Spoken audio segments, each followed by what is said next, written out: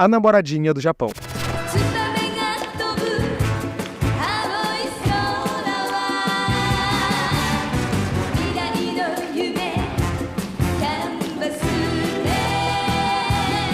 Após o estouro do movimento musical que a gente conhece hoje em dia como City Pop, a gente teve um grande movimento de idols também, sabe? Durante a década de 80 e 90.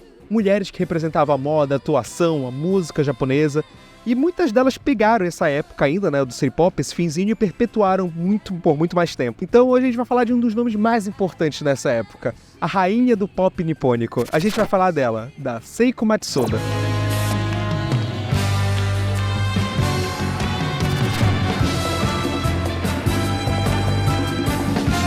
Oi, gente, eu sou a Riz, cineasta, publicitário e uma idol paraense. Eu vou tomar um tacacá. E esse é o Plaquete de Papel, o projeto onde eu falo de cinema, animes, quadrinhos e nesse quadro, Neumati, eu falo sobre City Pop. E a gente tá começando a ver umas coisas que perpetuaram mais do que esse movimento. A gente vai entrar agora em alguns assuntos de idol.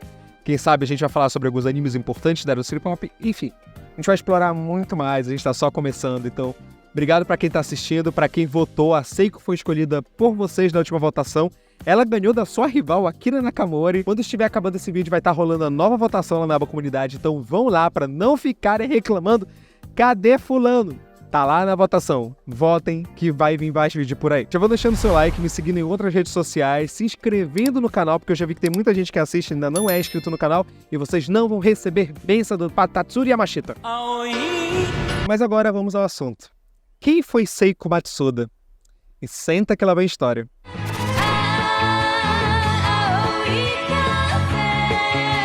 Tá, vamos começar pelo início. Noriko Kamachi, sim, esse é o nome de batismo de Seiko Matsuda, nasceu em 1962. E esse nome Kamachi, ele é muito importante, de certa forma, porque ele vem de uma linhagem de samurais. Kamachi Akimori, ele foi um samurai no século XVI que fez parte do clã Otomo durante o período Sengoku e participou de uma grande batalha que é muito referenciada nos livros de história japoneses, que foi a Batalha de Mimigawa. Vou deixar essa parte de história pra vocês porque eu vou falar de música, mas eu achei isso relevante. É só isso que eu sei da Batalha de Mimigawa.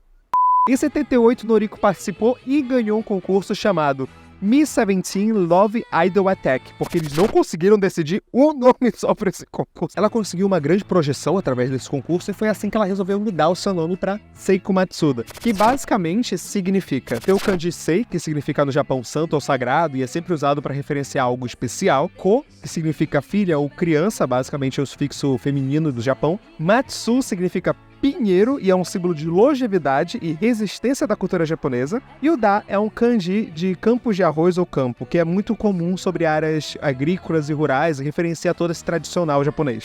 Então, como se ela fosse essa filha sagrada que veio do campo e da cultura tradicional japonesa. Seiko então começou essa carreira como idol, principalmente estrelando alguns comerciais, aparecendo muito na TV, usando todo o seu carisma e também cantando.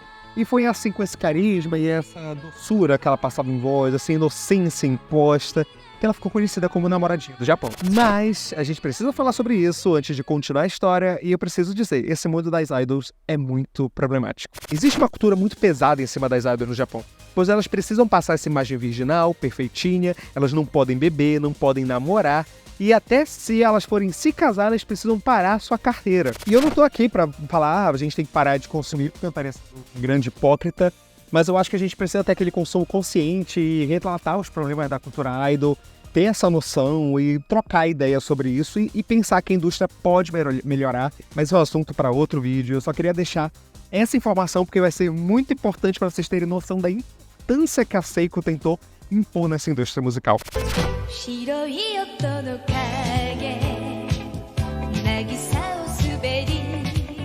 Já nos anos 80, ela debutou com seu primeiro single, Hadashi no Kisetsu.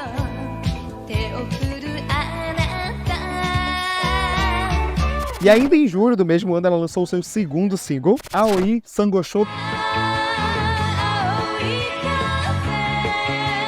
Mas foi no seu terceiro single, que é uma música que eu amo muito, que ela realmente conseguiu uma grande projeção.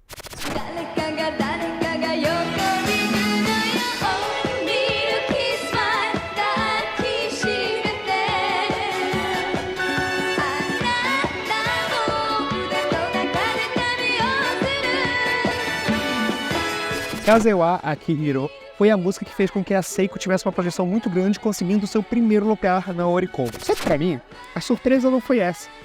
Tudo bem, primeiro ano de carreira, terceiro single, primeiro lugar, mas calma, basicamente esse foi o primeiro de 24 singles seguidos que Seiko lançou e ficava em primeiro lugar na Oricon. Consecutivo, toda a música que ela lançava estava indo para primeiro lugar, as 24 músicas. Em 81 ela lançou talvez uma das músicas que eu mais gosto, a Cherry Blossom.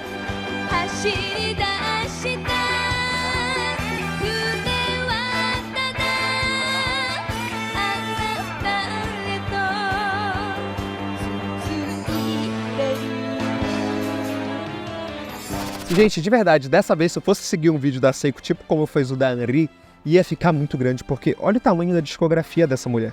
Ela lançou muito álbum. E eu só vou dar alguns destaques aqui, era mais de um álbum por ano, mas eu vou dar destaque a 3 que eu gosto muito e eu quero recomendar pra vocês escutarem. O Pineapple, de 82.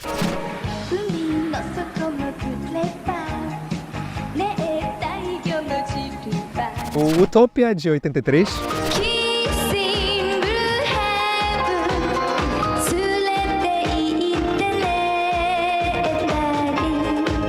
E o Tinkerbell, de 84.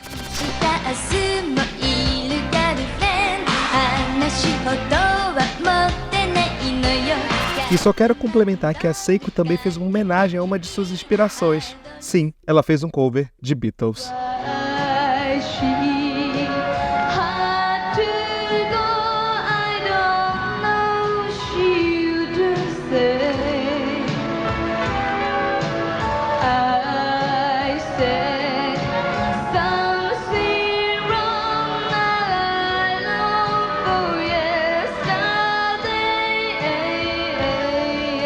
Então aí a gente já vê como a Seiko, ela era esse símbolo de que estava lançando música o tempo todo, ela era sinônimo dessa indústria de idol na época, sabe? Seiko foi essa máquina industrial, sabe? Ela lançava álbum todos os anos. Só que também tinha uma grande problemática acerca do seu visual, que na época até que não era tão discutido, mas eu acho que é impossível a gente não falar hoje.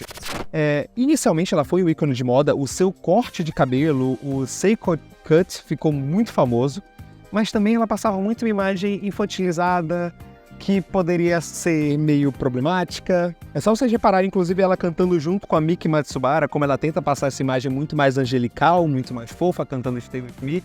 Ela tem uma voz um pouquinho mais triste, como se fosse uma adolescente implorando, sabe, por atenção. Inclusive, ela acabou virando sinônimo de um termo muito pejorativo chamado buriko.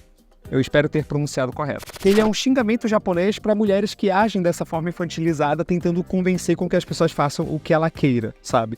Então, tipo assim, era basicamente xingamento. Só que a Seiko meio que aceitou aquilo pra ela. Então, a gente começa a ver o visual e a forma como ela se portava. Ela sempre quis passar essa imagem angelical, muito doce, melosa demais, inclusive. E que eu vou confessar que quando eu só conheci as músicas da Seiko, eu não tinha me interessado tanto em saber sobre a vida dela. Até agora, porque essa mulher problematizou e polemizou demais o Japão na década de 80.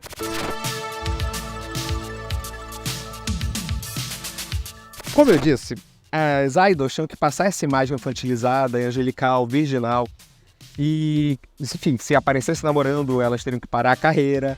Até que em 82, Seiko foi para uma competição de música bem tradicional japonesa que acontece todo fim de ano, a Kohaku Utagasen. Aquele ano foi anunciado que ela competiria contra Hiromi Go, um outro idol masculino muito famoso daquela época. Ele era um galanzinho, ele participou de filme, participou de muita coisa, sabe, na indústria. E aí começaram as fics. Todo mundo começava a falar que Seiko e Hiromi iriam namorar e se casar e tudo, e ela, que não é besta nem nada, usou isso muito de marketing. Ela falava para as pessoas que Hiromi é uma pessoa que eu admiro muito desde a época da escola, e piorou ainda quando num programa de rádio ela falou: "Você tem um cara que eu gosto, é o Hiromi". Então assim, ela alimentou a fic. E eles começaram a namorar, mas foi completamente em segredo da indústria. Seiko não queria que aquilo fosse a notícia principal, sabe, sobre ela. Só que uma hora não deu mais pra esconder. E ele era um merda. Acontece que, enquanto eles namoravam, o Hiromi queria muito que a Seiko largasse a sua carreira, tivesse um filho, fosse a mulherzona tradicional, sabe? Só convenhamos, a Seiko estava em muita ascensão.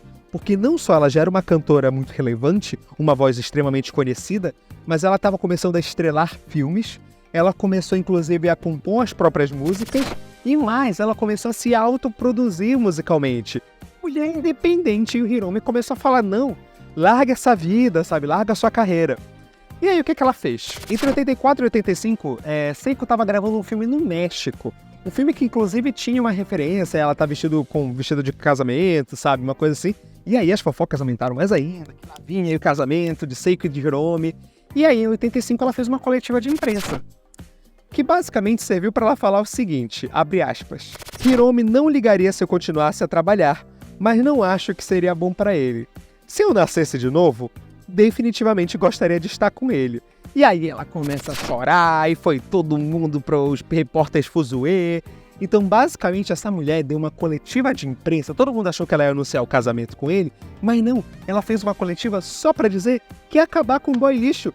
Ela tava certa. E assim lançou o filme o Caribou Ai no Symphony, que fez muito sucesso, foi o filme que ela estava gravando no México. Só que, um pouco antes do filme, ela anunciou, inclusive, que estava namorando o ator que fazia o seu par romântico. Se foi marketing ou não, enfim, o filme foi um sucesso, Seiko namorou ele, e pouco depois ela já se casou e ficou grávida dele. Só que ela não parou a carreira, porque nesse meio tempo ela já escreveu um livro autobiográfico, começou a contar muito da sua história. Ela nunca sumiu da mídia mesmo grávida. Ela gravou single enquanto ela estava grávida, a música Horiro no Shikyu.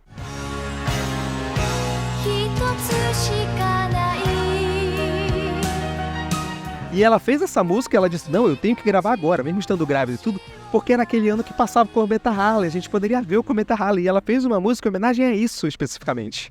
Inclusive, a Sayaka, que é a filha da Seiko, diz que ela se sente muito estranha ouvindo essa música, já que ela estava na barriga da mãe, enfim. O primeiro álbum, logo depois do nascimento da filha de Seiko, né, o Strawberry Time também foi um sucesso.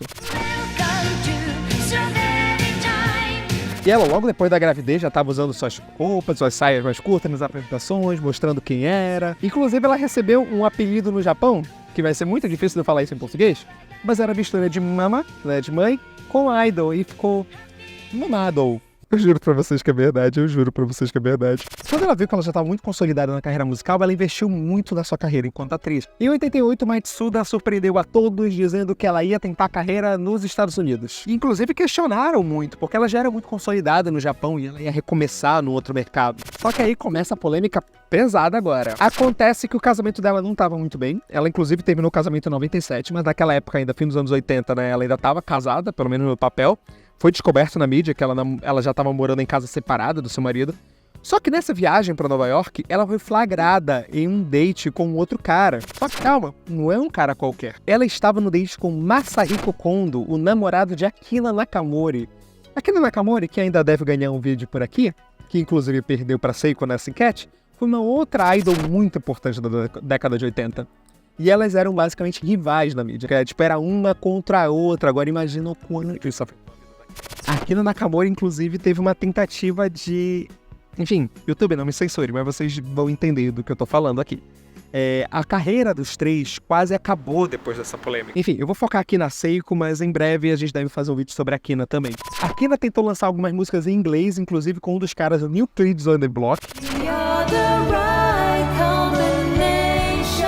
E brincam que a música dela foi ofuscada por causa do próprio New Kids on the Block, porque foi no mesmo ano que eles lançaram Step by Step. Acontece que ela não conseguiu alcançar de primeiro sucesso nos Estados Unidos e voltou pro Japão só indo pra lá em ocasiões especiais. Que eu descobri, inclusive, que ela fez uma participação especial no filme Armageddon, mas pode ser que eu não ache esse frame específico dela no filme pra colocar aqui, se alguém achar, por favor, me mande. Ela foi coadjuvante em um filme da Kirsten Dunst, o filme Lindas de Morrer, que eu vi muito na Sessão da Tarde. Ela teve uma carreira bem sólida em atuação no Japão, inclusive live action de Túmulo dos Vagalumes de 2008. Ela chegou a fazer uma participação especial na série Bones, a série da irmã da Zoe Deschanel, porque pra mim vai ser sempre assim, a série da irmã da Zoe Deschanel. Enfim, a vida da Matsuda, gente, se eu for mostrar pra vocês o tamanho da página, tanto da Wiki, tanto da página pessoal dela, da Wiki dela, no caso, é muito grande. Eu passaria muitas horas contando toda a trajetória dela aqui. Só que eu acho que muita coisa é mais página de fofoca e tal, e eu quero focar muito em como isso influenciou a carreira dela, de certa forma.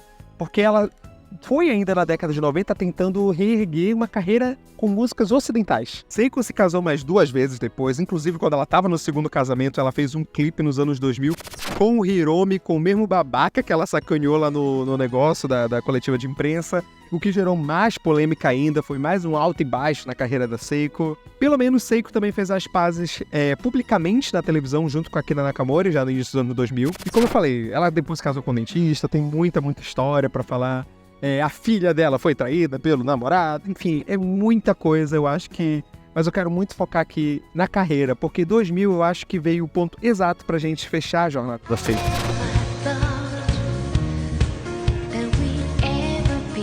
Depois de muito tempo a Seiko se esforçando, ela conseguiu, em 2000, entrar na parada da Billboard. Sim, a parada ocidental de música, ficando em segundo lugar. Ela assumiu somente o nome Seiko, e não Seiko Matsuda, somente Seiko.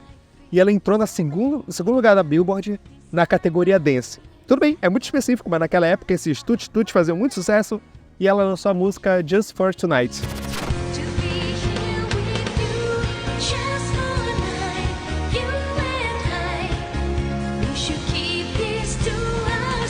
A Seiko, ao mesmo tempo que ela é o símbolo de resistência de uma indústria, porque ela nunca quis parar de produzir, ao mesmo tempo ela é um símbolo de uma indústria muito problemática, porque ela se moldou muito em cima daquilo.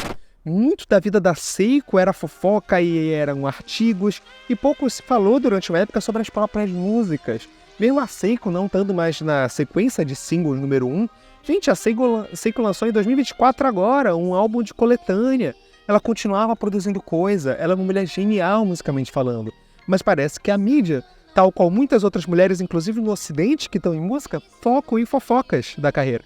Então a Seiko, acho que é muito legal nesse vídeo a gente finalizar com essa jornada, porque eu acho que foi o ponto. A Seiko lutou muito pra sair de lá e depois ela parou de tentar na carreira do ocidente. Afinal, ela sentiu que conseguiu o que queria com Just for Tonight e deixou um legado incrível de música que perpetua até hoje, principalmente na década de 80, principalmente, enfim, mesmo com altos e baixos, Seiko levou uma vida muito ousada para aquele tempo.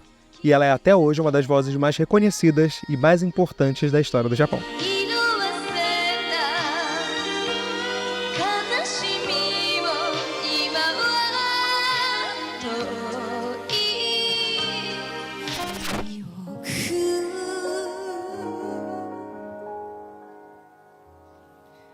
Sweet memories.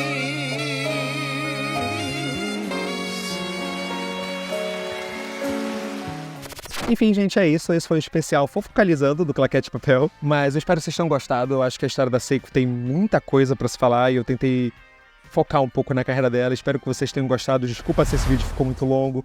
Já vai deixando o seu like, se inscrevam no canal. E enquete rolando na aba comunidade agora, vão lá votar. Se vocês querem saber mais agora sobre a Akira Nakamori, também comentem, é só deixarem aqui. Eu quero muito falar dela em breve. Vai ter alguns vídeos spin-offs dessa série também muito em breve. Obrigado pra quem chegou até aqui, me sigam nas outras redes sociais e tal. É isso, muito obrigado e até a próxima. Aí, fora!